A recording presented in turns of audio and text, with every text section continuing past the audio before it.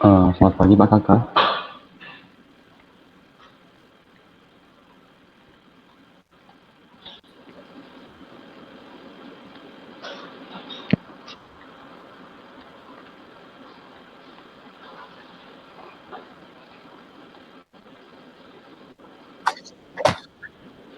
Oke,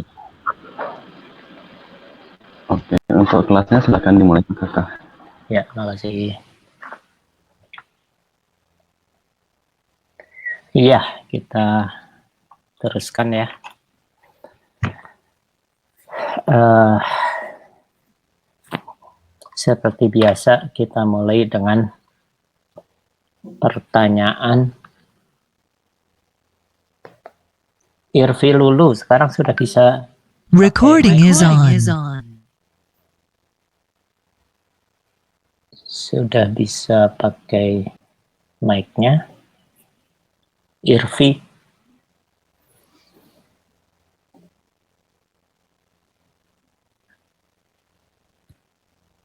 Atau masih masalah?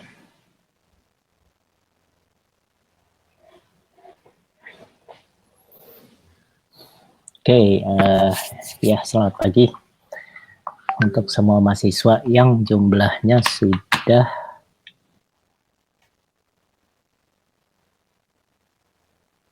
81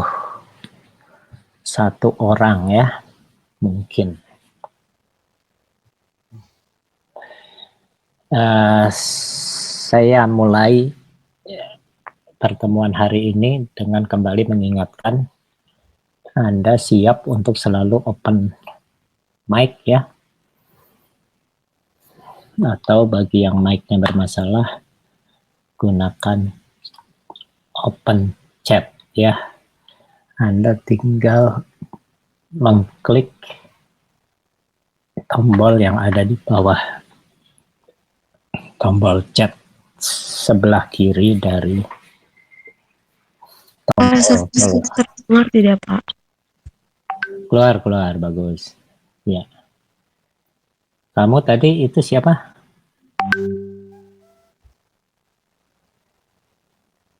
Barusan? Irfi Pak. Oke, bagus. Ya. Ya. Jadi semua siap open mic ya. Kalau dipanggil.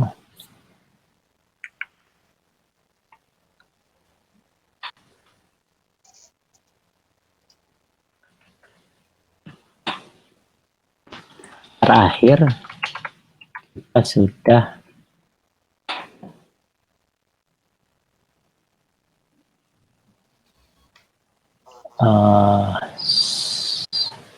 saya belum membagi. Nah, sekarang saya minta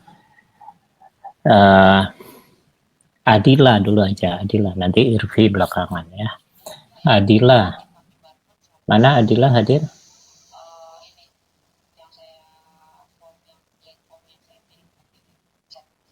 Halo Adila. Adila atau Adilia? Adila ya. Nah, Adila. Coba sebutkan butir-butir yang kamu catat atau kamu ingat. Tidak harus isinya, tapi butir-butir judulnya atau poin-poinnya yang kita bahas pada pertemuan lalu. Bisa open mic. Bisa open mic.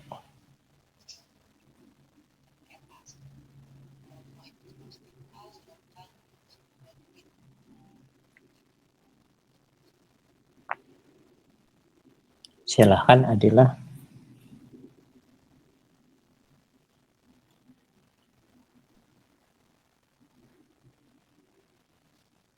Anda bisa open mic nggak, Adila? Coba. Pastinya sederhana kan? Iya. Jadi kita baru masuk ke gas tapi belum dibahas betul ya. Setelah itu Irvi, tahu nggak setelah gas itu kita akan membahas apa?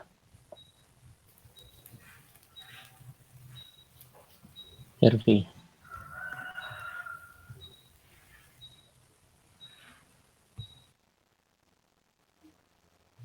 Jadi untuk yang lain, biasakan sebelum kuliah selalu membaca RPS ya,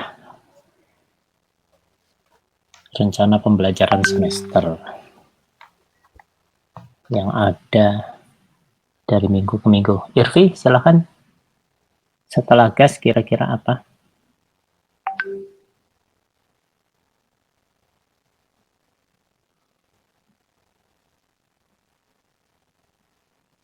Halo, Irvi. Tadi kan suaranya. Model kinetika, Pak. Setelah model kinetika,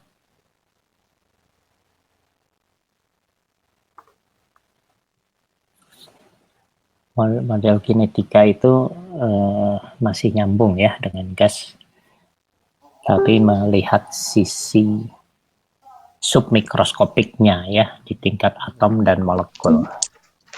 Apa?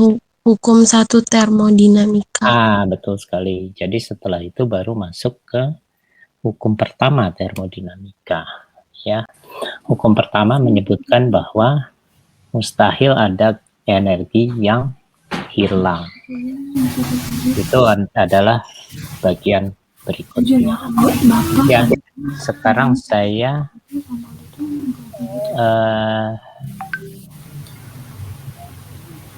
mic-nya itu ada suara siapa ya? Oh, Yunisara atau siapa? Oke.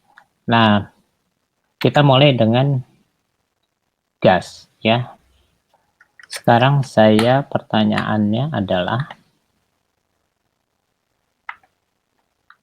kalau kita punya gas di dalam suatu ruang tertutup,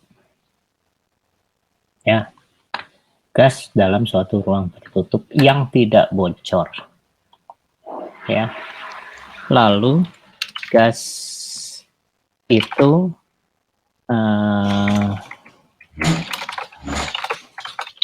diperbesar volumenya. Coba Anda perhatikan ya kata-kata saya. Gas dalam ruang tertutup diperbesar volumenya. Nah, maka apakah tekanannya pasti turun? Ya atau tidak? Silahkan Anda jawab.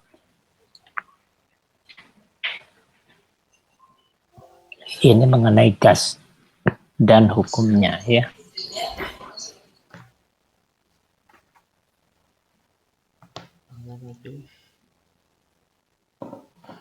Silahkan segera dijawab. Sudah 9 orang menjawab.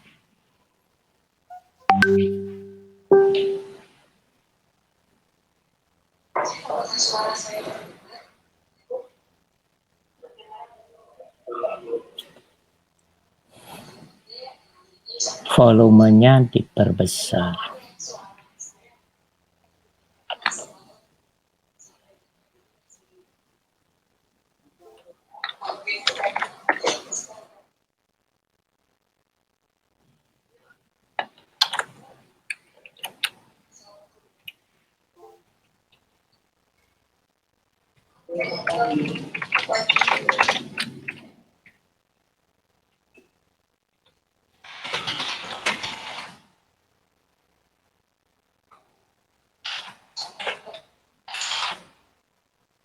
Jadi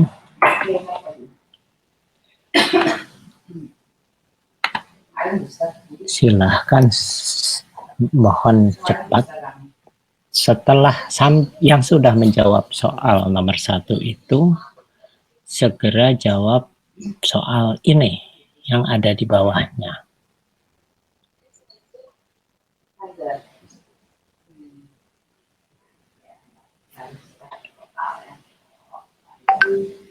Jadi Anda jawab yang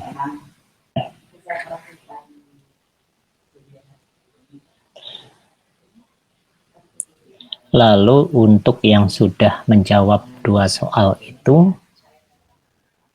tuliskan di chat namanya hukum apa itu.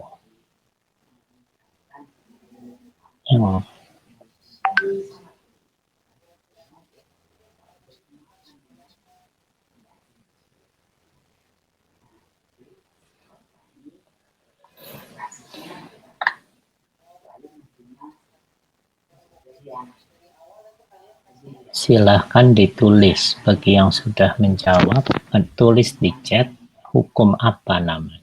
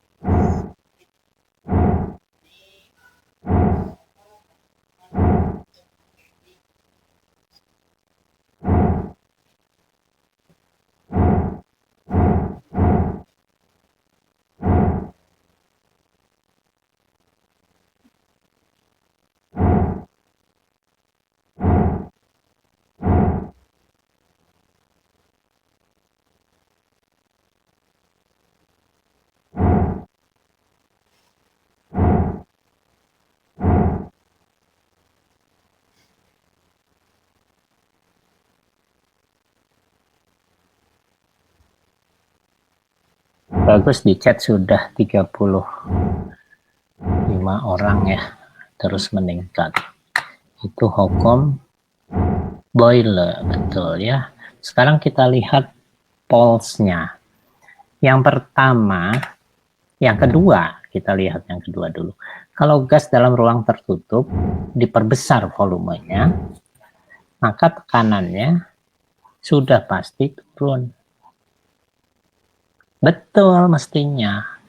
Ternyata lebih banyak yang menjawab tidak. Ya, jadi kalau volume diperbesar, tekanan akan turun. Rumusnya adalah P1V1 sama dengan P2V2. Ya. Jadi kalau P hasil kalinya harus tetap antara P dan V. Tapi syaratnya suhu tetap. Ya. Syaratnya suhu tetap. Oke, sebelum saya bahas lebih jauh, sekarang coba Anda pikirkan kalau misalnya masih gas dalam ruang tertutup yang tidak bocor, dinaikkan suhunya, ya, dinaikkan suhunya, apakah tekanannya pasti naik? Ya, ini jawabannya ya atau tidak. Nanti kita bahas. Silahkan Anda jawab.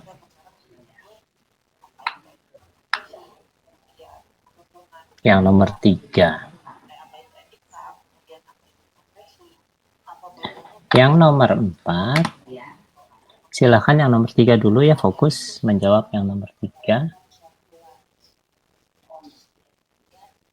Ini bagus sekali yang menjawab nomor 2, misalnya ada 76 orang, sedangkan yang hadir 81 orang, artinya yang tidak menjawab cuma 5 orang ya. Yang tidak menjawab cuma 5 orang, sebagian besar menjawab.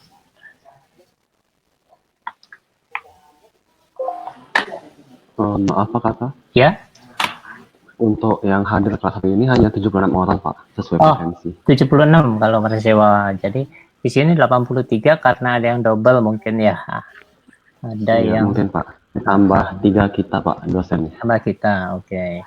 Oke, 83 tertulis, jadi 80. Kalau dikurangi 3, tapi 76 yang absen, artinya 4, mungkin cuma 4 orang ada yang itu ya. Ada yang double gadget itulah ya. Bagus sekali, jadi artinya semua saya sangat menghargai ya, kamu semua aktif hadir dalam kuliah ya. Nah sekarang yang nomor 4, sebelum saya bahas,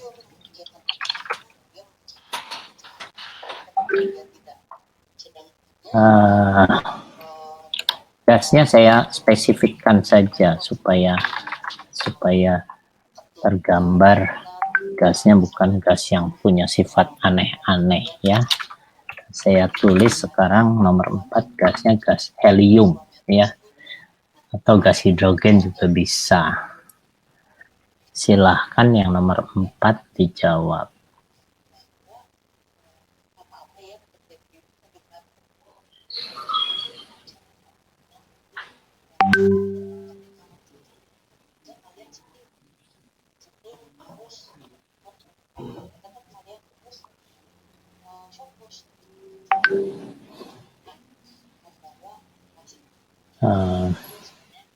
Silakan 2.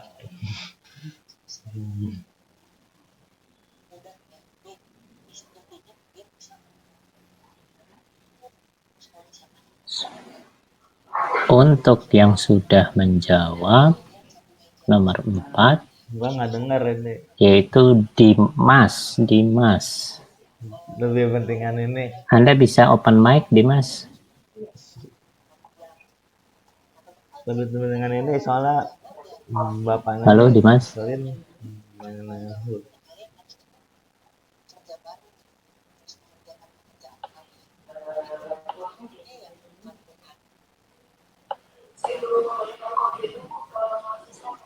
Mana Dimas nih?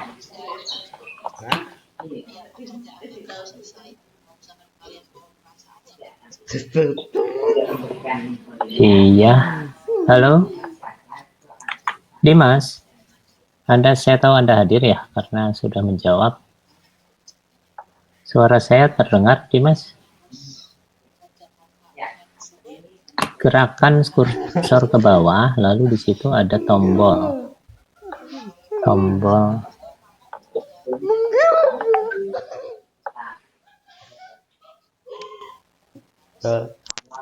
Halo Dimas. Oh, ini suaranya kok nggak kedengeran, Dimas. Yang lain dulu lah, nanti saya panggil lagi Dimas ya. Yuda. Mana Yuda? Tengah foto aku loh. Open mic.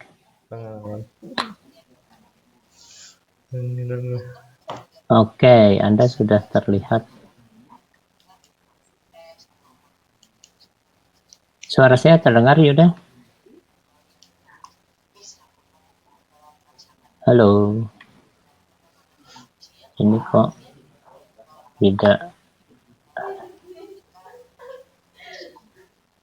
tidak terdengar suaranya. Anda tekan allow enggak sih waktu di awal? Tadi Irvi sudah bisa. Maraton aja dulu, maraton. Kalau online bisa, kalau buat nanti offline nggak bisa dong Pak. Iya Pak. Oke. Ini saya bukan Sinya Stefani Kak. Pak. Oh. Kenapa? Karena di face saya itu dua-duanya tidak ada suaranya Pak. Oh ya, oke, nggak apa-apa. Pakai punya yang lain jadinya? Ya Pak, punya Stefani Pak. Punya Stefani. Oke, gini, Ratun saya tanya. Yang lain juga coba tolong menyimak. Kalau kita ingin panaskan suatu gas dalam ruang tertutup yang tidak bocor, maksudnya tidak bocor artinya tidak ada pengurangan dan penambahan jumlah zat ya. N kecilnya tidak naik, tidak turun. Kita panaskan. Bagaimana caranya secara teknis ya, supaya kita bisa menempatkan gas itu dalam ruang tertutup tidak bocor tadi, yang kalau dipanaskan tekanannya tetap. Caranya gimana ya? Maraton.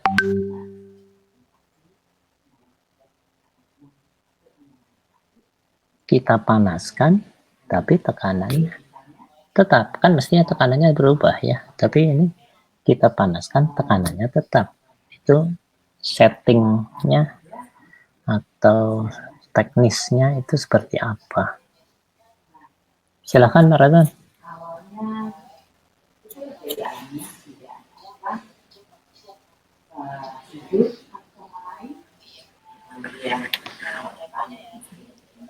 Nah, sambil dipikirkan, ini masih mikir atau sudah punya jawaban, Maraton? Masih dipikirkan Pak. Ya, coba dipikirkan dulu bagaimana caranya supaya dipanaskan tapi tekanannya konstan, tidak naik, tidak turun. Nada, nada salsabila. Kira-kira gimana kalau kita ingin manaskan gas, tapi tekanannya, misalnya tekanannya 1 atmosfer, tetap 1 atmosfer gitu. Bagaimana caranya? Padahal suhunya naik dari 25 derajat Celcius, misalnya suhu kamar menjadi 50 derajat Celcius, agak hangat-hangat gitu ya. Tapi tekanannya tetap. Caranya gimana?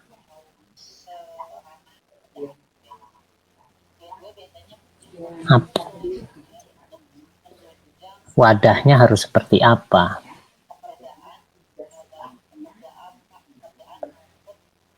Wadahnya harus seperti apa? Siapapun kalau ada yang bisa menjawab silahkan. Kita ingin panaskan gas, tertutup rapat. Kalau bocor udah jelas tekanannya bisa tetap ya. Kita panaskan, bocor ya. Pas dipanaskan langsung gasnya keluar gitu lewat lubang kecil misalnya. Tekanannya ya tetap gitu ya. Tapi ini tidak bocor. Bagaimana caranya? Ada yang bisa menjawab? Volumenya diperbesar, Pak. Betul sekali. Artinya secara teknis, tutupnya kita buat bisa naik turun. Ya. Tutupnya. Itu siapa yang menjawab tadi? Ahmad Faisal, Pak. Ahmad Faisal. Iya, gitu ya caranya. Jadi kita buat tutupnya itu bisa naik turun. Dindingnya bisa melingkar, misalnya bisa juga kotak, tapi intinya dindingnya harus ukurannya sama tentunya ya, luas penampangnya harus sama ke atas misalnya gitu ya, supaya tutupnya itu tidak bocor, dia bergerak ke atas. Jadi tutupnya itu pas sekali, tapi licin, dikasih oli misalnya gitu ya, lalu ketika dipanaskan dia naik gitu kan. Nah itu, kemampuan untuk membayangkan seperti itu penting ya. Jadi tidak cuma rumus-rumus saja ya. Itu adalah mengenai gas ya. Jadi sebagai coba kita bahas sekarang satu-satu ya. Kita bahas satu-satu. Anda coba lihat jawaban dari Paul tadi dari paling atas. Gas dalam ruang tertutup yang tidak bocor diperbesar volumenya. Apakah tekanannya pasti turun? Kalau volume diperbesar, logikanya memang tekanannya turun ya, karena tapi nanti ada tapinya. Karena P1V1 sama dengan P2V2. Misalnya P1-nya 4 atmosfer. V1-nya volumenya 3 liter. Jadi P1V1 4 atmosfer kali 3 liter menjadi 12 atmosfer liter ya, atau liter atmosfer. Jadi 12 liter atmosfer. Lalu di sini katanya volumenya diperbesar. Jadi volumenya dari 3 liter menjadi 6 liter. Pastilah tekanannya menjadi 2 atmosfer, karena 2 kali 6 juga 12. Rumusnya kan P1V1 sama dengan P2V2 ya. Jadi tekanannya akan turun. Tapi tekanannya tidak pasti turun, karena kalau sambil diperbesar, sambil dipanaskan, tekanannya akan naik lagi.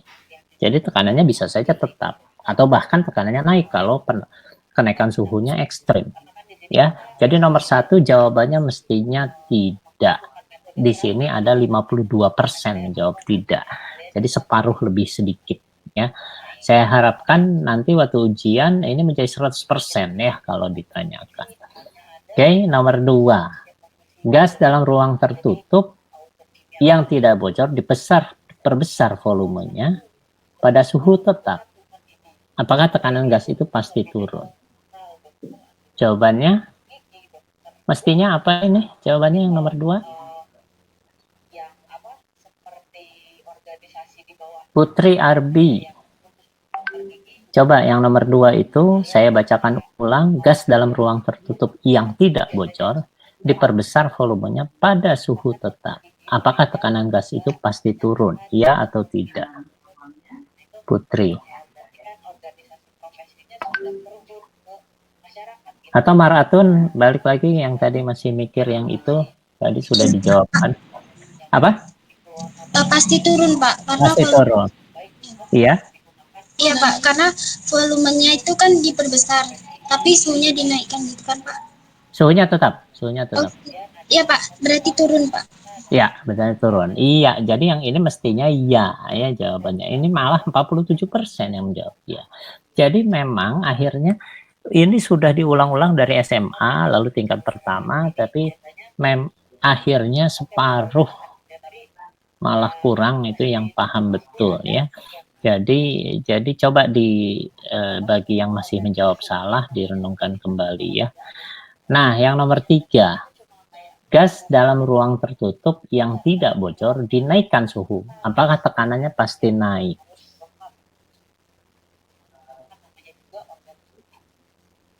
Nah, ini 95% menjawab iya.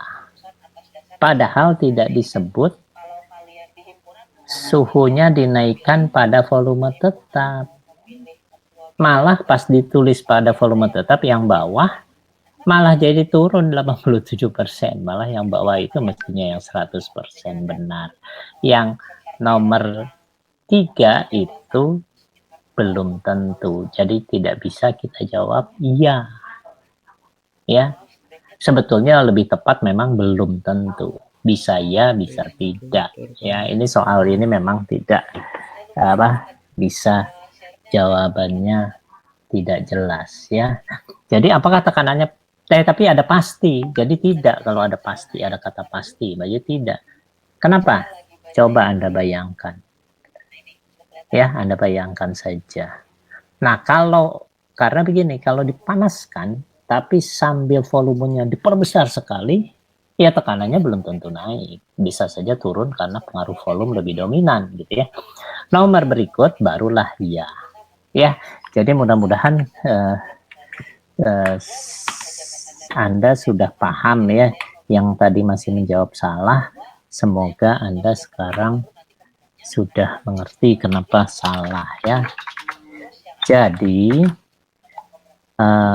coba sekarang Anda tulis dari pengalaman memanaskan gas, lalu tekanannya naik, lalu volume diperbesar, ternyata tekanannya turun dan sebagainya ya. Dari pengalaman melakukan hal-hal tersebut ya, akhirnya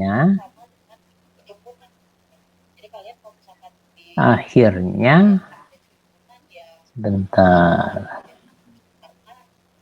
nih kok. Oke, kita coba ini. Akhirnya ditemukanlah suatu persamaan. Tuliskan persamaannya coba di chat. Namanya hukum Boyle tadi ya. Boyle-Gay-Lussac itu gabungan keempat soal tadi ya. Kalau satu, iya Stefani betul sekali kan, akhirnya itu rumusnya. Jadi saya ingin sekali lagi sangat menekankan nih. Tahu rumusnya belum tentu paham. Buktinya yang menjawab benar tadi separuh dari Anda ya. Iya, betul sekali. PV sama dengan nRT ya. Jadi kita bisa apa namanya, sudah kelihatan ya. Jadi tadi kemarin sebetulnya saya sudah tulis di file di nanti saya lihat lagi lah, saya lupa. Jadi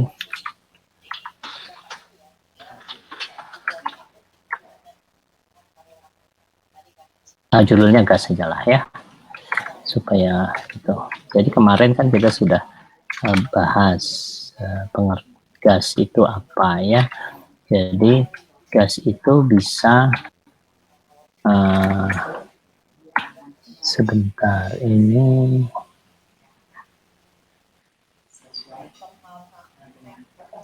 ya. Oke. Jadi gas merupakan wujud materi yang dapat menempati ruang ya. Jadi artinya secara penuh ya. Ini kalimatnya bisa apa saja, saya tuliskan salah satu kemungkinan untuk mendefinisikannya ya. Berbeda dengan cair, dia hanya menempati ruang yang ada di bawah karena ada gravitasi. Sedangkan kalau padat, dia tidak menempati ruang secara penuh sama sekali gitu ya.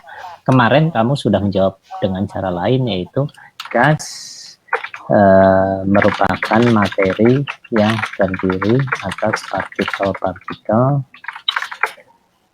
dengan jarak yang berjauhan ya. Jadi partikel-partikel itu tidak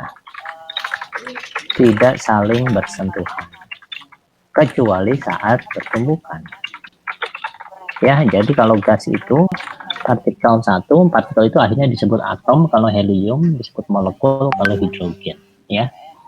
Anda mestinya paham apa itu molekul, apa itu atom ya. Jadi itu gas. Nah, selanjutnya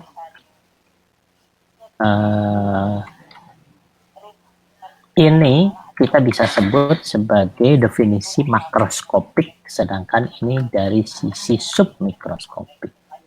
Anda ngerti ya kenapa disebut submikroskopik, karena ukurannya lebih kecil dari 1 mikron, yaitu kalau atom helium cuma 1 angstrom. 1 angstrom itu 1/10.000 mikrometer ya.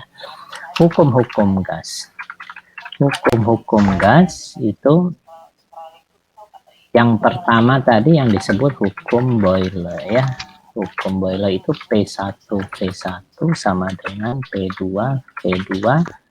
Syaratnya apa? Silakan Anda tuliskan di chat syaratnya.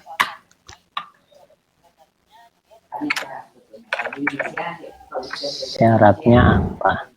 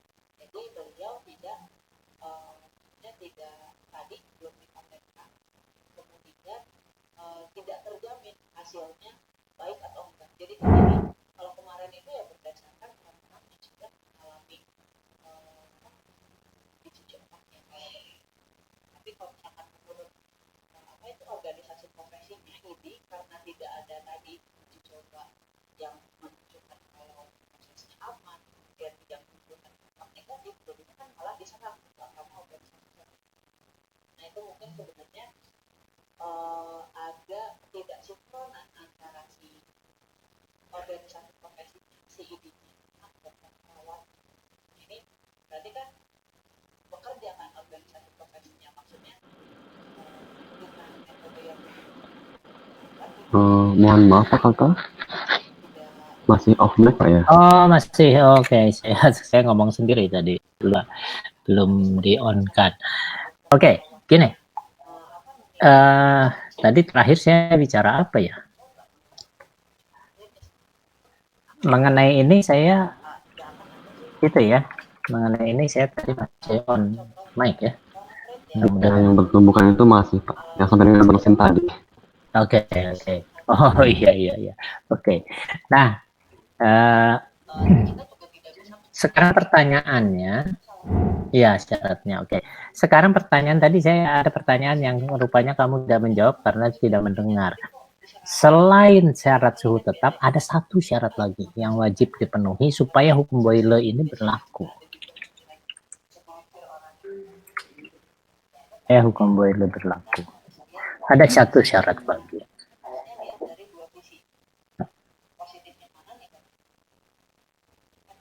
Dela masih isoterm betul Dela, tapi kalimat panjangnya itu masih salah Dela. Tekanannya tetap tentunya salah ya.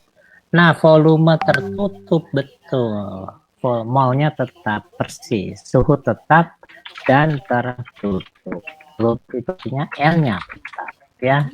N-nya tetap. Jadi ada dua yang tetap, itu jumlah zat dan suhu. Betul sekali. Nah, sekarang ada yang disebut hukum Charles ya. Atau hukum Gay-Lussac dulu aja. Gay-Lussac itu rumusnya ini tinggal saya salin saja, tapi di sini dikasih garis bawah ya, dikasih garis miring ya, dikasih garis miring. P1 per T1 sama dengan P2 per 2 gitu ya, ini pasti garis miring juga. Oke, itu adalah yang disebut hukum Boyle, hukum Gay-Lussac. Syaratnya suhu tetap, iya kan? Suhu tetap, suhunya ada di situ. Volume tetap, jadi tidak boleh volume besar atau mengecil, tidak boleh ada tutup yang bisa naik turun. Jadi kalau suhu dinaikkan, maka tekanan akan naik. Kalau ini 2 kali lipat, maka ini akan 2 kali lipat juga, sehingga pembagiannya menjadi tetap, gitu ya. Jadi suhu dipanaskan, maka tekanannya naik dan tertutup, ya, tertutup dan tetap. Silahkan Anda tulis dalam kurungnya, ya. Lalu ada hukum Charles. Saya tidak. Silahkan dicek kalau salah ya namanya, tapi yang penting adalah Anda paham ininya ya, hukumnya seperti apa. Nama bisa saja salah ya. Hukum Charles itu V1 per T1 sama dengan V2. Nah, biasakan V itu dalam huruf besar, sedangkan tekanan itu huruf kecil, karena kalau P huruf besar itu daya ya, daya. Jadi ini syarat tekanan tetap. Artinya tadi caranya adalah dengan cara yang sudah dijawab oleh Ahmad Faisal tadi ya, kalau tidak salah. Kalau suhu dinaikkan supaya tekanannya tetap ya, P tetap, maka kita harus lakukan pemanasan ini T-nya naik misalnya, T2 lebih besar dari T1 dengan cara tutupnya kita buat bebas bergerak naik turun. Ketika dipanaskan dia naik supaya mempertahankan tekanan di dalamnya tetap. Tetapnya berapa? Tergantung berat tutupnya. Kalau tutupnya punya massa, sedangkan di luar udara tekanannya 1 atmosfer, maka di dalamnya 1 atmosfer. Ya, jadi Anda sudah ngerti kenapa salah. Nah, tadi ada satu orang yang menyebut hukum Boyle-Gay-Lussac. Hukum Boyle-Gay-Lussac itu kurang tepat untuk yang ini. Ya, kurang tepat. Yang disebut hukum Boyle-Gay-Lussac itu adalah P1 V1 per T1 sama dengan P2 V2 per T2. Jadi ketiga hukum ini digabung ya. Ini digabung. Jadilah menjadi Boyle-Gay-Lussac namanya. P1 V1 per T1 sama dengan P2 V2 per T2 ya. Nah, lalu ada hukum walaupun judulnya hukum, ada bagian yang sebetulnya tidak sepenuhnya pantas disebut hukum, yaitu yang disebut hipotesis Avogadro. Hipotesis Avogadro. Gimana hipotesis Avogadro? Silahkan dituliskan.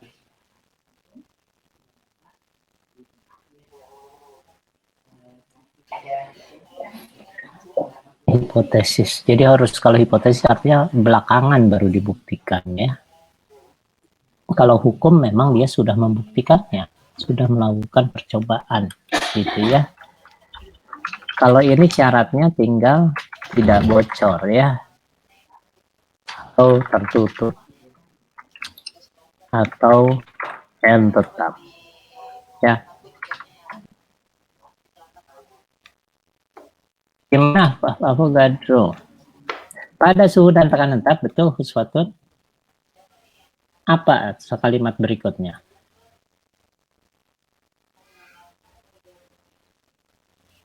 Maratun juga udah betul kalimat awal dari hipotesis Avogadro. Nah, iya betul. Jadi setiap gas yang volumenya sama pasti mengandung jumlah molekul yang sama.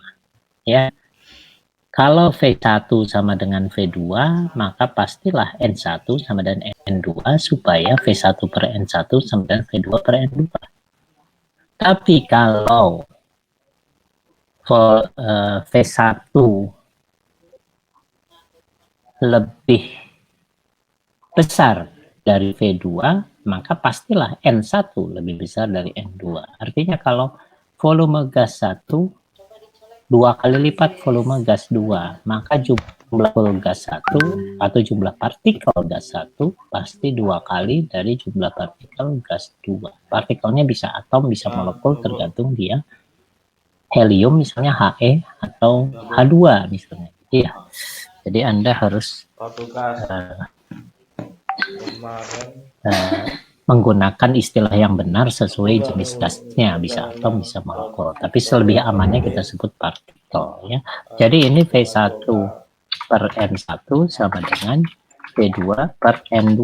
Tapi kalau untuk yang terakhir ini sering disebut dalam bentuk kalimat pada suhu dan tekanan yang sama, setiap gas yang volumenya sama akan mengandung jumlah molekul yang sama. Begitu ya. Artinya, kalau gas itu volumenya 2 kali lipat, maka mengandung jumlah molekul yang 2 kali lipat. Dan ini berlaku untuk semua gas. Sekarang begini. Sebetulnya dari semua yang kita tulis itu, Anda perlu tahu sebetulnya ada syarat tambahan agar semua rumus di atas berlaku atau semua hukum di atas berlaku. Apa coba Anda tulis?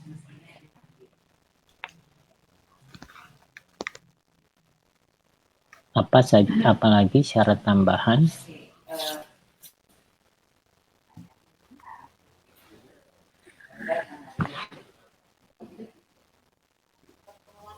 agar semua rumus di atas berlaku. Oh ya, salah deh. Salah bu. Kelihatan. Salah betul. Belum ada yang terpikir ya. Salah kelihatan aja.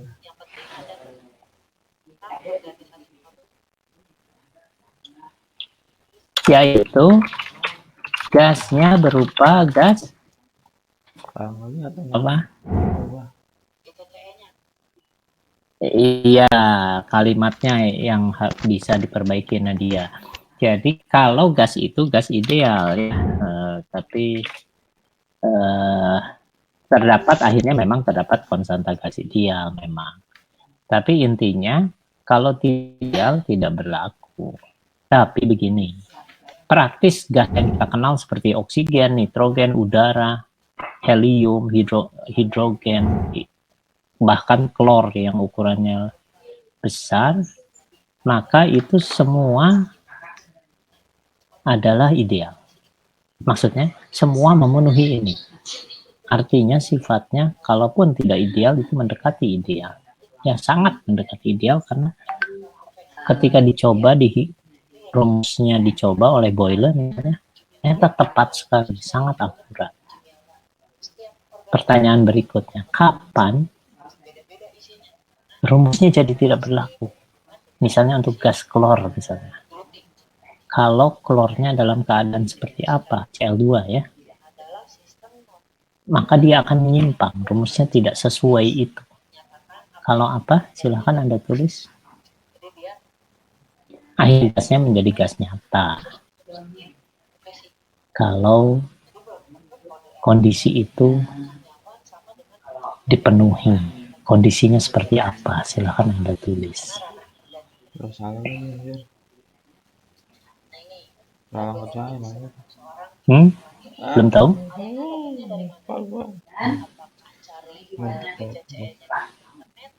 Nah, mudah-mudahan 100% kelas ini paham ya.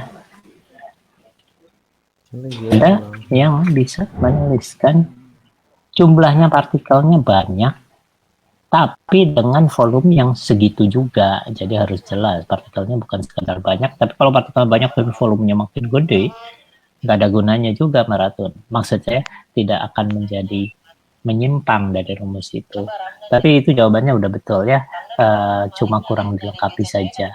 Jadi partikelnya banyak tapi pada volume yang sama, sehingga partikel itu saling berdekatan. Kalau saling berdekatan, maka dia akan terasa ada tarik-menarik satu partikel dan partikel lain.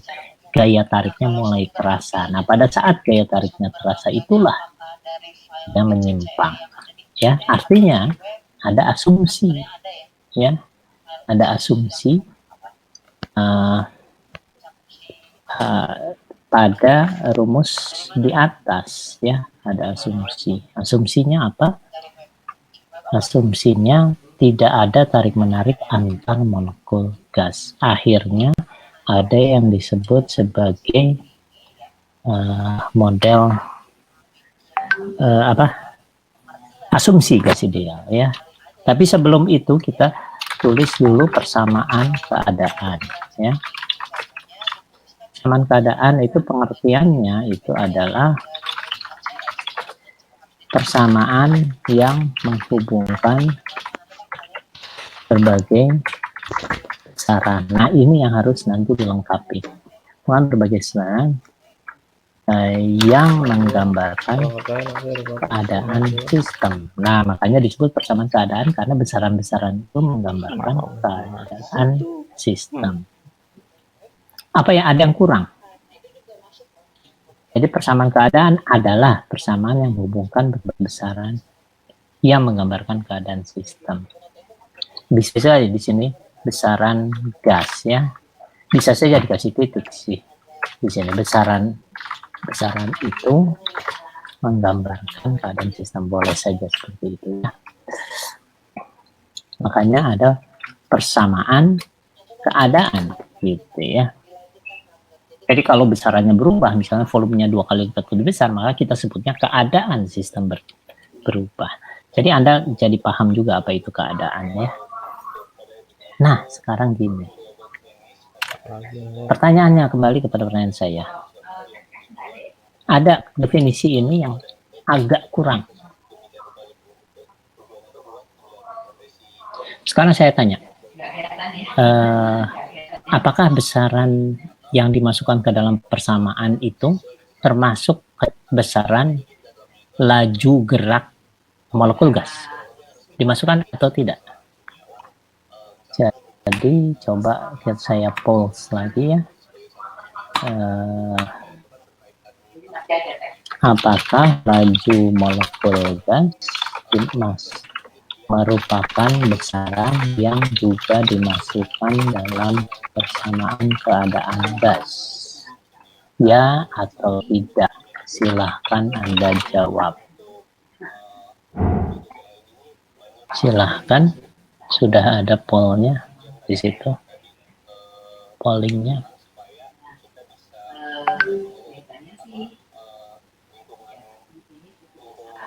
Ya atau tidak?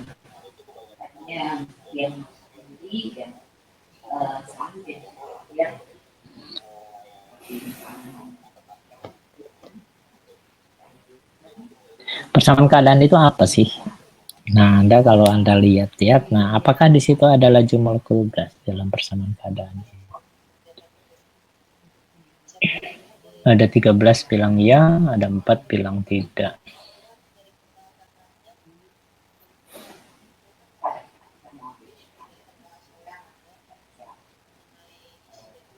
Oke.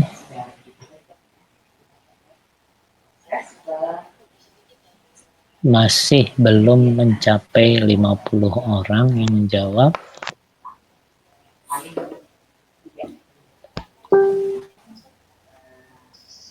Ini yang sudah menjawab: Novi, Yuda, Sela, Wulan, Uswatun, Hasanah, Leo, Deborah. Ya udah banyak ya. Rizky, Rido, Aditya. Yang menjawab benar yang mana cuma ya? Ada Desriandi, Anissa Dwi, Adinda, Karim, Tria, dan seterusnya. Oke.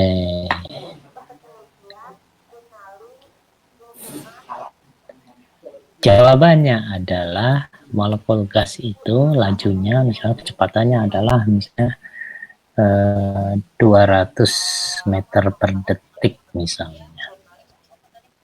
Itu tidak dimasukkan, jawabannya tidak mestinya. Ya, jadi makanya di sini harus ditambahkan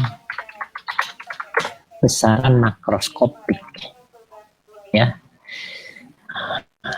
Jadi berbagai besaran gas, tapi besaran itu adalah besaran makroskopik, bukan besaran di tingkat molekul. Kalau kecepatan molekul kan besaran di tingkat molekul, bukan makroskopik. Makroskopik itu hanya PVNT suhu gitu ya, tapi tidak termasuk energi vibrasinya misalnya ya, karena vibrasi itu di tingkat molekul. Oke. Ya, jadi itu adalah persamaan keadaan. Persamaan keadaan ini catatannya kelihatannya singkat, tapi di balik itu pemahamannya yang saya harapkan mendalam ya. Jadi tidak cuma yang tertulis ya, Anda paham yang tidak tertulis ya. Oke. Nah, selanjutnya,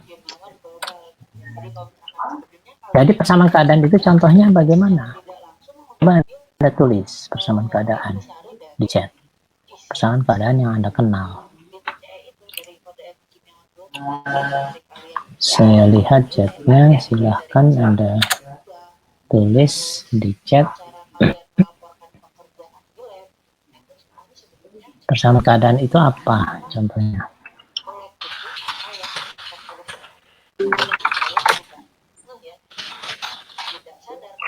Persamaan keadaan gas ideal, iya, PV sama dengan nRT gitu ya. Ini mestinya huruf miring semuanya ya. Anda sudah tahu apa itu P, P itu adalah tekanan gas dalam satuannya atmosfer, atau alternatif lain dari atmosfer apa satuannya? Newton per meter persegi, ya. Bisa atmosfer, bisa Newton per meter persegi. Lalu V itu adalah volume gasnya dalam liter atau meter kubik, itu kubiknya ke atas mestinya, ya. N itu adalah jumlah zat, jangan kita sebut jumlah mol, dalam satuan mol, ya. Kalau mau lebih lengkap ini dalam satuan gitu ya, bolehlah ya. Lalu ada T itu suhu, harus wajib dalam satuan, tidak bisa derajat Celcius, harus Kelvin atau K besar kalau disingkat, ya. Liter itu singkatannya adalah L besar, ya. Oke, itu persamaan keadaan gas ideal.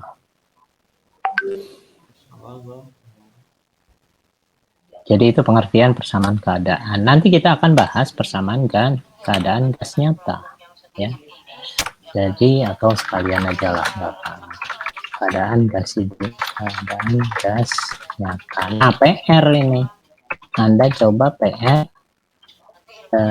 cari dua contoh persamaan keadaan gas nyata. Salah satunya, karena ini sangat penting untuk melihat sifat-sifat gas, salah satunya adalah persamaan keadaan Van der Waals, ya. Jadi salah satunya itu, yang satu yang lain itu kamu cari, ya. Itu coba Anda list di sini, ya. Persamaan keadaan gasnya. Selanjutnya, asumsi gas ideal. Asumsi gas ideal itu adalah apa saja. Kita langsung saja, gas ideal merupakan jenis, bukan jenis lah ya, keadaannya sebetulnya yang khusus, ya. Gas ideal merupakan gas yang memenuhi semua hukum-hukum di atas, ya. Gas ideal itu memenuhi semua hukum di atas. Nah, untuk memenuhi hukum itu diperlukan beberapa syaratan yang akhirnya disebut asumsi gas ideal sebagai berikut, ya. Jadi yang pertama itu adalah apa saja? Yang pertama bahwa antar partikel gas terdiri atas partikel yang sangat banyak. Misalnya kalau 22,4 liter pada 0 derajat Celcius, misalnya itu jumlah partikelnya 6,02 kali 10 pangkat 23. Itu artinya 100 miliar triliun, ya. 100 miliar triliun. Miliar itu 9, 10 pangkat 9, dan 10 pangkat 12, 10 pangkat 9 dan 10 pangkat 12, jadi 10 pangkat 21, masih dikali 100, jadi 10 pangkat 23, ya. Kalau 20 liter, kalau volumenya kecil ya lebih sedikit, tapi tetap 10 pangkat 20 misalnya, kalau dalam 1 mm kubik misalnya, ya. Jadi terdiri atas partikel yang sangat banyak, yang selalu bergerak lurus di antara dua tumbukan. Artinya kalau ada tumbukan ya tentunya dia akan belok. Jadi dia selalu dinamik, ya, bersifat dinamik. Lalu apalagi, coba Anda tulis asumsinya apalagi. Silahkan. Asumsinya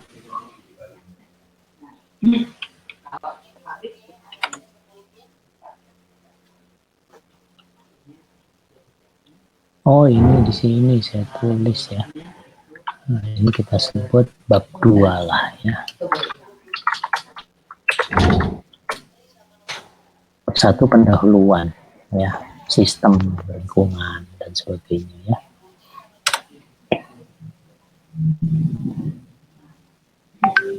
Iya betul maraton. Jadi Anissa juga tidak ada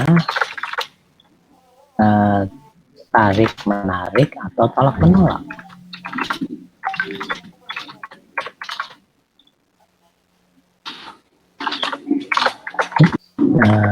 Antar partikel gas ya, partikel gas itu bisa atom atau molekul ya. Kecuali saat bertumbukan tentunya.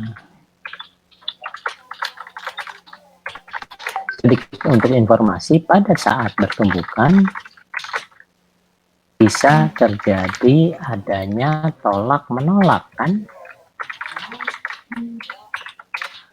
menolak antar partikel, karena itulah dia membelok ya. Jadi, Recording has stopped. nah halo, ini recording ternyata has stop. Apa sudah penuh gini rekaman? Sebentar, start recording lagi. Available space masih 209.000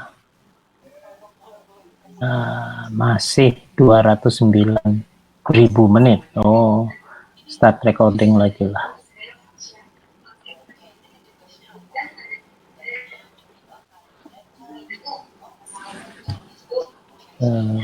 Oke.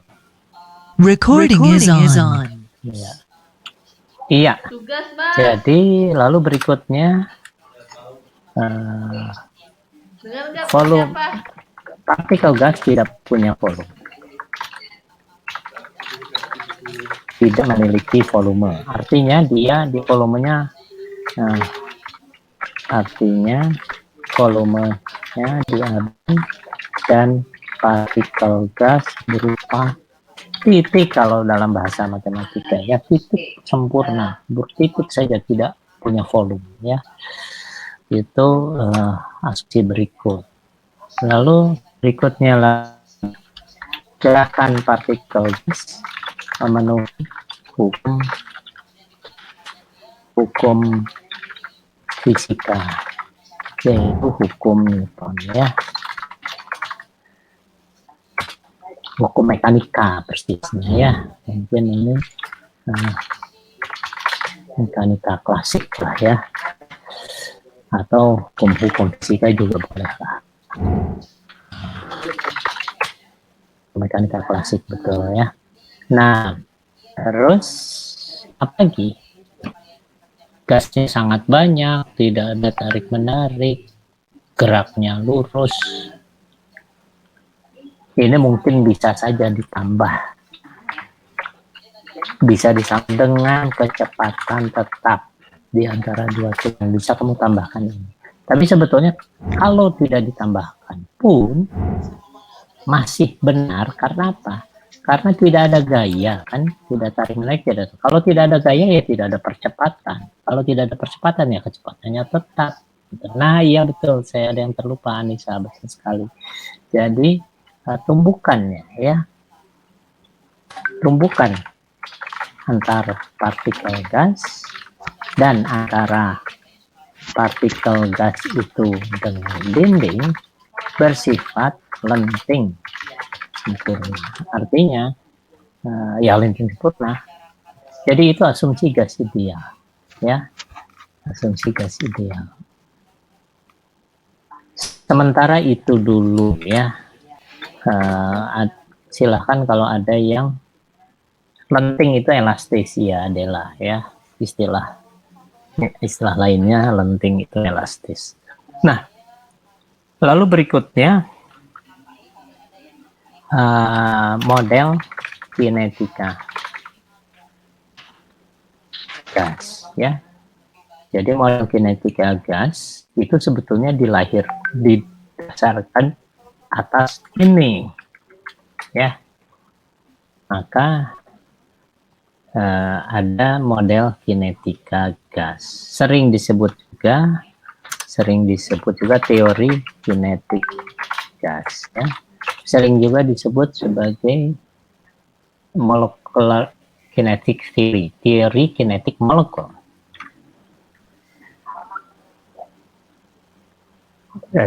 Molecular teori, ya, teori kinetik molekul. Tinggal ditambah gas, gitu ya. Jadi intinya adalah, menurut model ini, gas terdiri atas gas selalu bergerak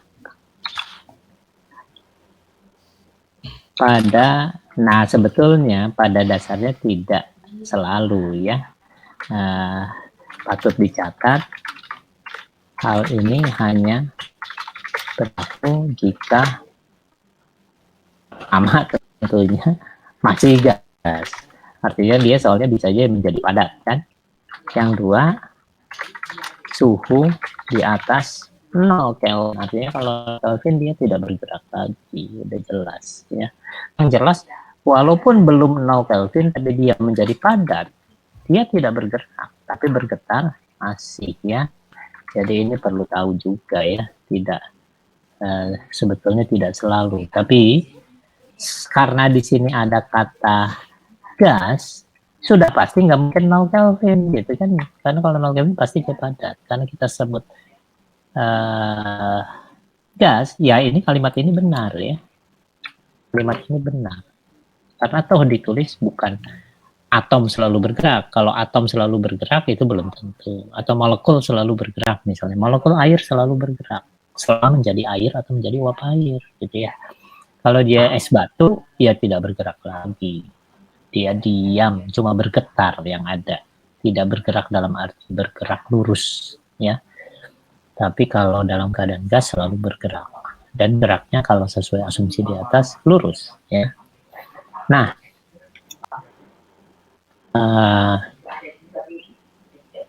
sekarang begini. Kita bisa menurunkan. Kita buat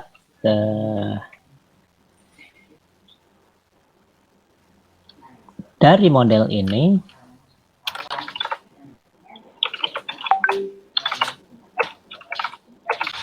teori kinetik gas, kita bisa menurunkan rumus untuk tekanan gas. Tapi ini saya tunda dulu saja.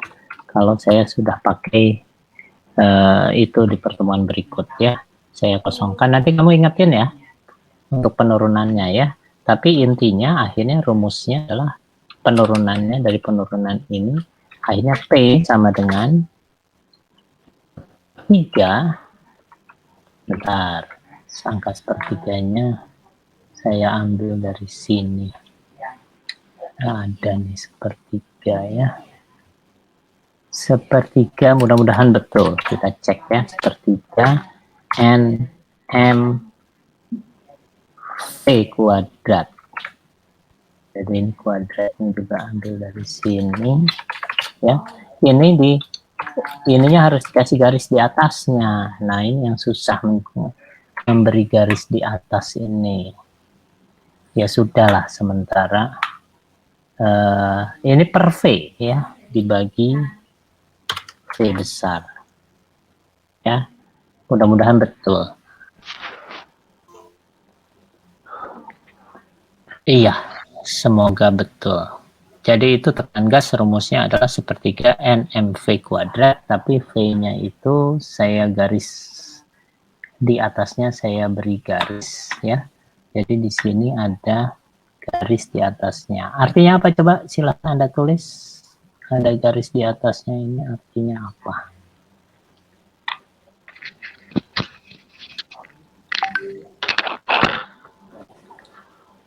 Apa? Silahkan. Iya, betul. Kecepatan rata-rata, lebih tepatnya kuadrat kecepatan rata-rata. Jadi yang dirata-ratakan bukan kecepatannya, tapi kuadrat kecepatannya, ya. Jadi dalam rumus di atas ada kecepatan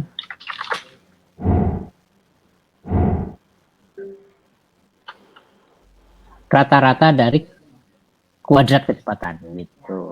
Lebih tepat disebut rata-rata dari kuadrat kecepatan atau kuadrat laju molekul gas. Gitulah ya, rata-rata dari kuadrat. Jadi yang dirata-ratakan adalah kuadrat. Saya beri contoh misalnya.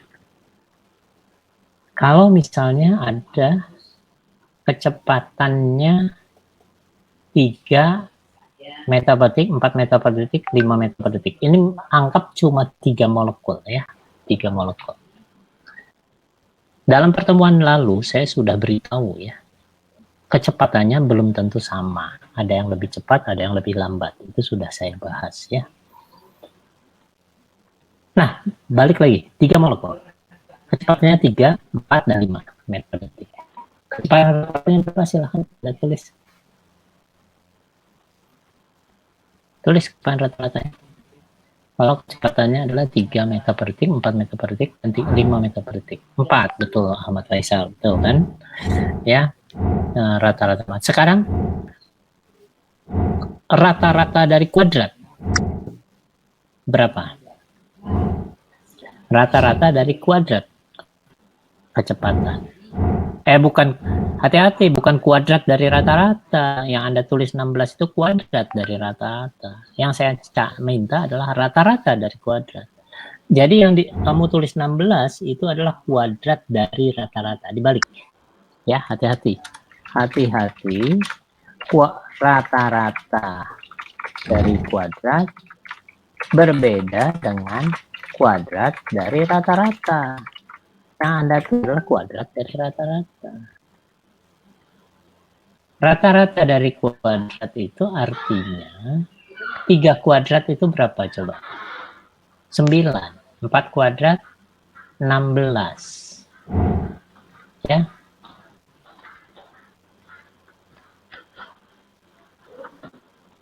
Lima kuadrat 25.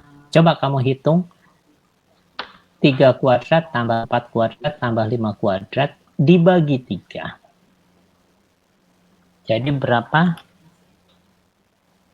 Ilustrasi ya, saya berikan ilustrasi kalau gitu. Ilustrasi untuk 3 molekul gas dengan, tentunya tidak cuma 3 molekul gas, makanya ini ilustrasi ya. Ilustrasi sebetulnya molekulnya kan luar biasa banyak ya. 16,67 betul ya. Jadi untuk 3 molekul gas dengan laju 3, 4, dan 5 meter per second, meter per detik, maka rata-rata laju adalah 4 meter per detik. Tapi rata-rata dari laju, dari kuadrat laju, itu adalah 16,67. Makanya ada istilah kecepatan akar kuadrat, akar rata-rata kuadrat. Hati-hati, bukan akar kuadrat rata-rata seperti banyak buku menulis. Akar rata-rata kuadrat. Akar dari rata-rata, rata-rata dari kuadrat. Jadi makanya root mean square. Ya, nanti itu kita tulis ya, sekalian aja saya bahas di sini lah ya. Di sini adalah laju akar rata-rata kuadrat ya. Saya bisa tuliskannya VAKR, akar ARK atau VRMS ya. Jadi ini RMS atau ARK, akar rata-rata kuadrat. Makanya dalam bahasa Inggrisnya harus pakai strip, root mean square. Kalau tidak pakai strip, bacanya dari belakang, kuadrat rata-rata akar. Tapi ini karena pakai strip, dari depan bacanya akar rata-rata kuadrat ya. Jadi apa itu maksudnya? Laju ARK akar rata-rata kuadrat merupakan akar dari rata-rata dari kuadrat laju molekul. Gitulah kira-kira. Jadi untuk kasus yang Anda, coba VARK-nya berapa? Untuk contoh di atas, VARK-nya sama dengan berapa? Atau VRMS ya, root mean square.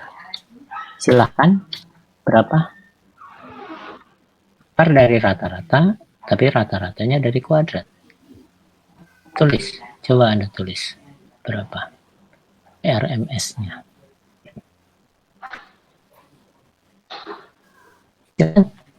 Hitung, kalkulator sebentar.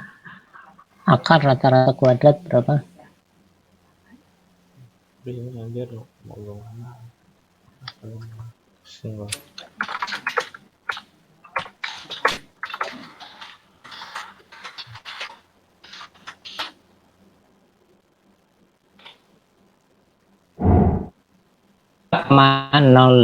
tinggal 16,67 diakarkan saja ya. Jadi 4, mudah-mudahan Anda betul hitungnya ya. Meter per detik. Sangat mirip dengan rata-rata memang. Ini tidak sama. Pertanyaannya, kapan VRMS itu sama dengan V rata-rata? Hanya kalau semua molekul kecepatannya sama. Jadi kalau 3 molekul kecepatannya 3-3-nya 4, maka V rata-rata dengan V RMS itu sama, ya.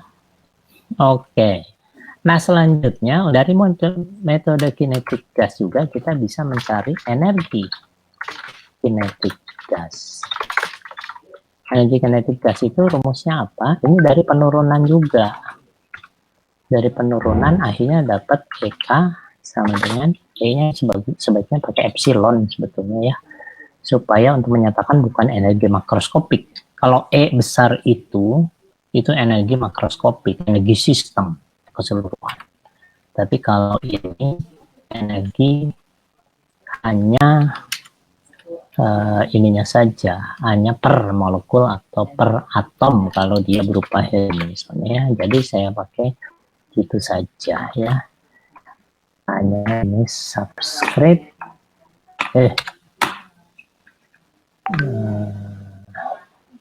iya, EK itu adalah 3/2 atau 1/2. 3/2 itu 1/2 KT. Sebentar, 1/2 ini mana setengahnya nih? Di sini ada nih 1/2. Cuma 3/2 nggak ada, adanya 2/3 ya. Jadi saya tulis karena tidak ada 3/2, 1/2 KT. Gitu ya rumusnya ya. Ada penurunannya nanti. Oke. Jadi tekanannya adalah sepertiga NMV kuadrat V. Nah ini sudah mulai agak-agak membuktikan adanya hukum Boyle kan, PP sama dengan ini jadinya kan.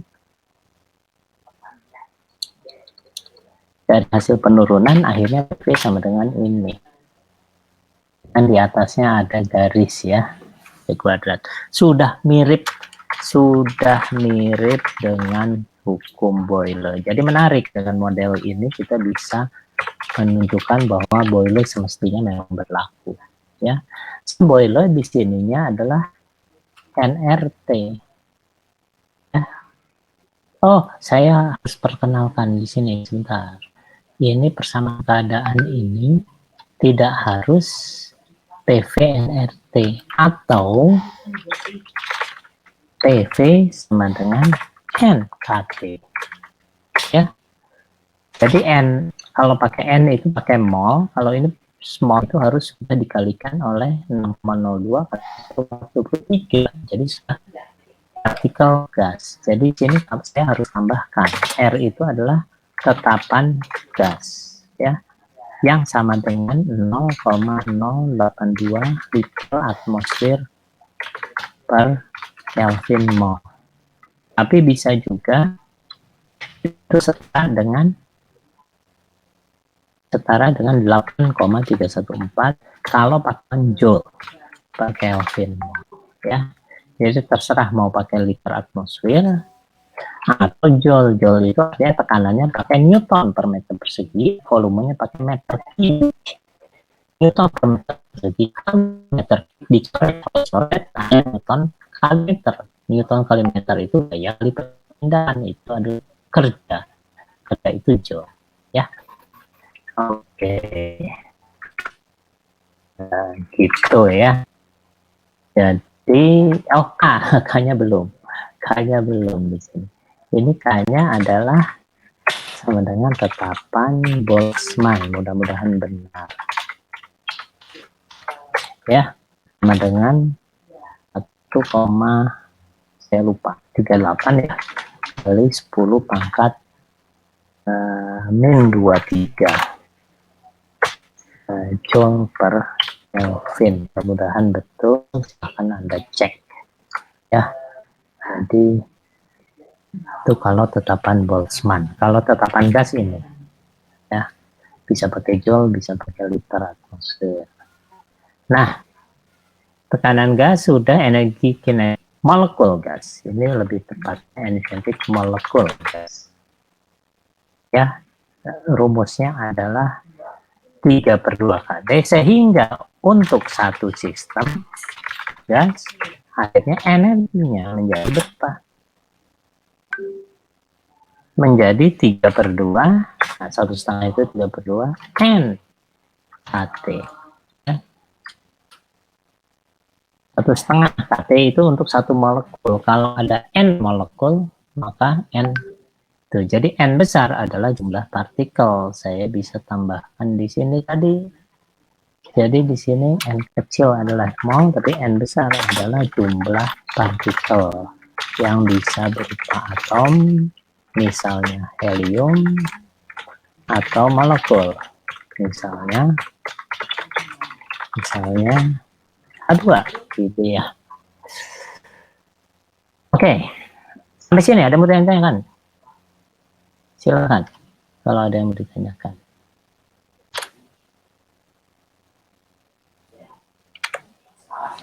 Masa tidak ada pertanyaan sama sekali? Atau paham semua? Ini kan waktu polling separuh ya, belum paham. Silakan, Ahmad Faisal, kalau mau menanyakan sesuatu.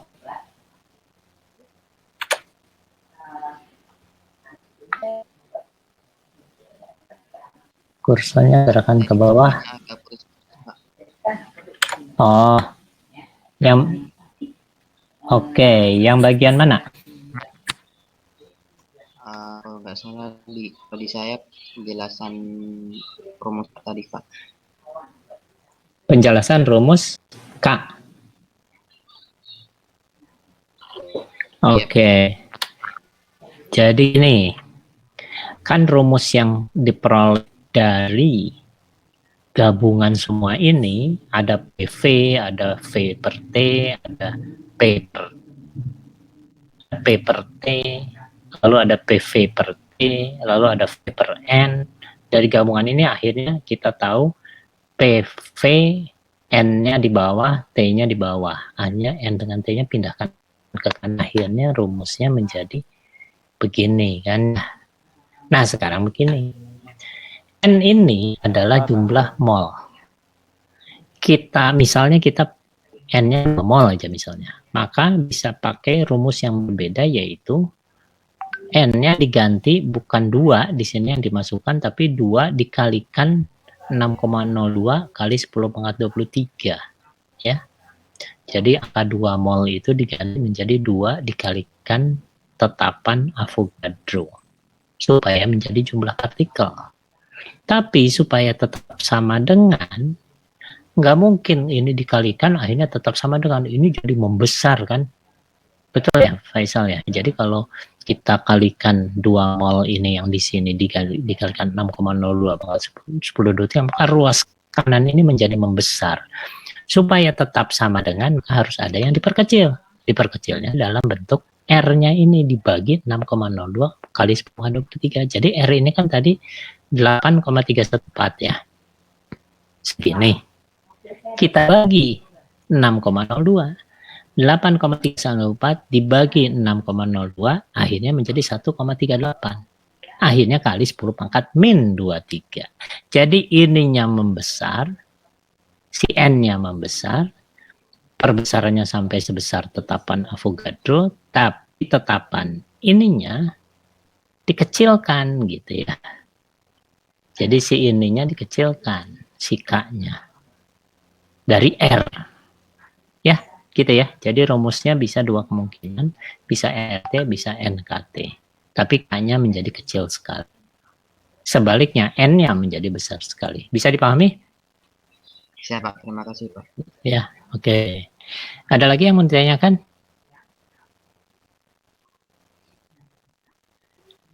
Oke, jadi ini semua adalah itu. Nanti kalau ada yang kurang-kurang kita lengkapi. Sekarang kita masuk, masih ada waktu sedikit. Kita masuk ke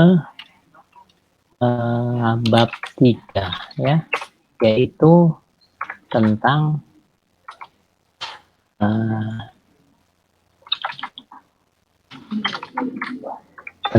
hukum pertama ya. Bab 3 hukum pertama termodinamika ya. Nah, jadi menurut hukum pertama ini, sebelum kita masuk ke pertama, kita harus tahu dulu bahwa setiap hukum di dalam termodinamika itu selalu berbasis sistem ya. Segala hal dikaitkan dengan sistem. Di pertemuan lalu pernah tidak saya memberi contoh tentang air dalam wadah lalu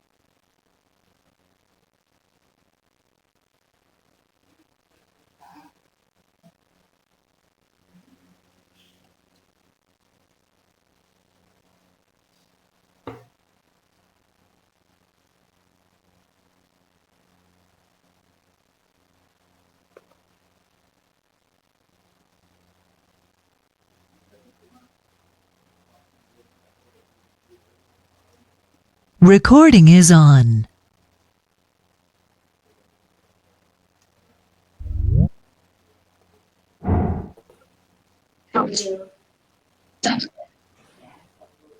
putus-putus suara. Kemampuan untuk oh ya, oke. Sudah ditulis ya. Kemampuan untuk melakukan usaha. Sekarang gini, istilah usaha. Sekarang saya mau bahas melakukan usaha dulu. Karena nanti kita akan bahas mengenai kalor dan kerja ya. Apa itu kalor? Kalor adalah suatu bentuk energi yang kalor itu bahasa Inggrisnya adalah lambangnya adalah Ki ya. Kalau adalah suatu energi yang berpindah karena perbedaan suhu. Ya, kalau ada beda suhu, maka akan ada yang pindah. Kalau ada suhu berbeda, maka akan ada yang pindah. Logis ya. Misalnya, kalau kemarin yang sudah kalau ini sudah saya bahas rasanya kan, besi panas dimasukkan ke dalam air. Jelas akan ada kalor pindah dari besi ke air, ya kan? Kita sudah bahas kemarin. Kerja sebaliknya, kerja itu adalah V adalah suatu bentuk energi yang berpindah. Selain kalor, ini kita pakai bahasa definisi yang disederhanakan dulu, ya. Nah, sekarang kita lihat usaha. Rumusnya di fisika, usaha rumusnya apa?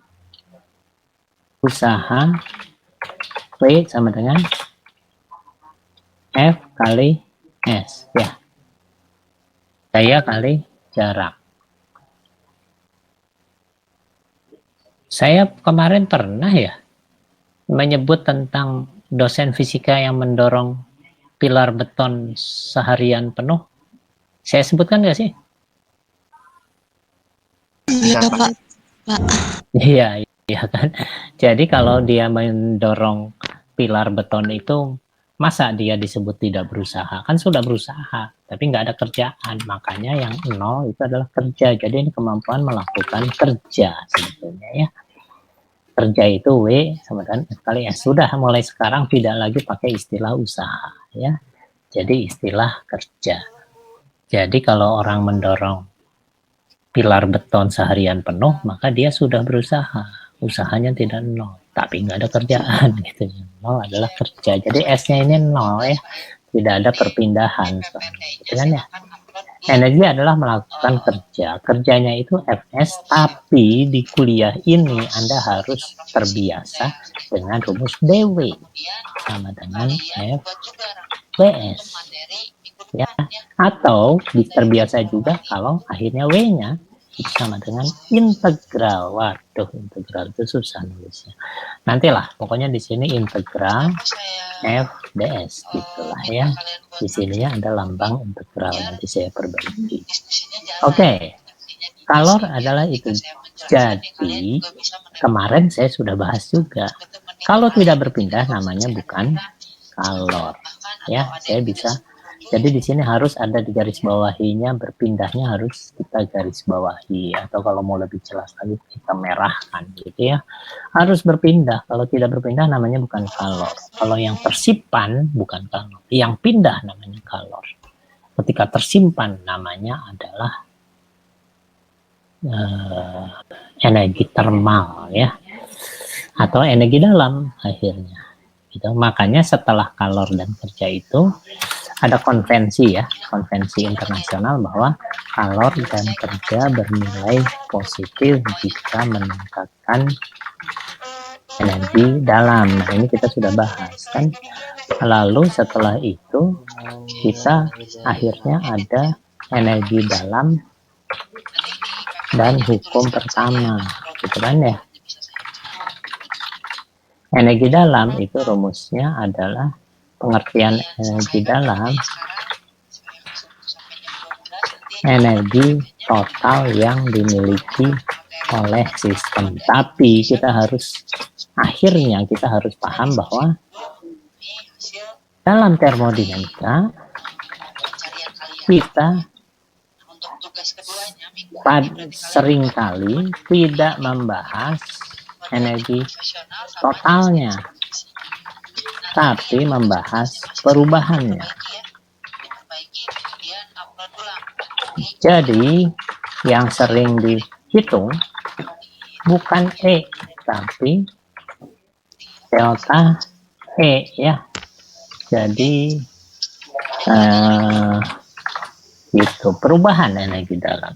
Jadi walaupun ada pengertiannya yaitu energi total yang di sistem, tapi kita sebetulnya jarang mempersoalkan energi totalnya, tapi yang sering adalah berapa banyak dia berubah energi dalam itu berapa besar dia berubah. Apakah naik, artinya delta E-nya positif, atau turun, artinya delta E-nya negatif. Gitu ya. Lalu hukum pertama, termodinamika, itu bunyinya adalah delta E itu sama dengan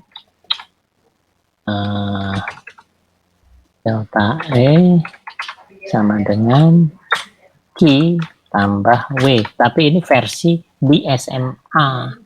Kalau versi di perguruan tinggi harus berubah. Jadi ini DE sama dengan DQ tambah DW. Ya. Nanti akhirnya diintegralkan nanti. Ini diintegralkan, ini diintegralkan. Ya. Oke, saya kira itu kita sudah selesai dengan gas ya. Lalu kita sudah masuk juga ke hukum pertama dan kita sudah membahas sebetulnya lewat polling supaya Anda paham bahwa kalau ada besi panas dengan besi dingin, kita tidak bisa bilang besi panas mengandung kalor yang lebih tinggi karena kalor itu istilah bukan untuk yang dimiliki. Ketika kedua besi disentuhkan, barulah ada kalor pindah dari besi panas ke besi dingin. Ketika berpindah, baru namanya kalor. Ketika diam, namanya energi dalam. Jadi jangan sampai, untuk apa kita mendefinisikan energi dalam, kalau akhirnya namanya tetap kalor, gitu ya. Jadi besi kubus 1 kg panas, ada besi kubus 1 kg juga dingin. Kita bilang kalornya lebih besar. Itu tidak sesuai dengan definisi kalor. Ya, kita harus bilangnya energi dalamnya lebih tinggi, bukan kalornya lebih tinggi. Ya, mudah-mudahan sudah paham sekarang. Dan Anda sudah tahu juga kalau air itu disimpan di dalam oven, maka air dalam wadah yang disimpan dalam oven, maka kalau air dan wadahnya itu disebut sistem, itu akan mengalami delta E positif atau negatif. Tulis ini sebagai penutup nih, sebelum kita tutup, supaya Anda paham. Delta E-nya kalau sistem air di dalam wadah, misalnya panci, disimpan di dalam oven, maka delta E-nya positif atau negatif. Tulis. Delta E sistem. Masukkan dalam oven. Nah, lo sebagian besar bilang negatif. Positif dong. Yang kemarin negatif itu ketika simpan di kulkas. Ketukar-tukar kamu. Kalau disimpan di oven, kan ovennya panas, maka akan ada kalor masuk ke dalam air. Maka air itu memperoleh energi. Maka karena memperoleh energi, delta E-nya positif. Rupanya Anda terkacaukan dengan pembahasan minggu lalu. Saya bilangnya di dalam kulkas. Kalau di dalam kulkas, udara kulkas kan cuma 0 derajat. Sedangkan air itu mungkin 25 derajat suhu kamar. Maka kalor akan keluar dari air ke lingkungan di dalam kulkas. Karena keluar, delta E-nya negatif. Paham ya? Ya. Jangan sampai salah lagi, jangan sampai salah lagi. Anda harus bisa membayangkan kira-kira itu ada yang masuk atau ada yang keluar, itu saja. Kalau ada yang masuk, delta E-nya positif. Kalau ada yang keluar, delta E negatif. Udah, jangan sampai salah lagi ya. Itu tadi yang di atas masih banyak yang salah. Oke, mudah-mudahan Anda semakin paham ya. Kalau Anda paham, maka masa depan Anda lebih cerah. Ya. Saya kira itu saja untuk hari ini. Terima kasih. Assalamualaikum, selamat pagi. Waalaikumsalam warahmatullahi wabarakatuh. Selamat pagi Pak, terima kasih.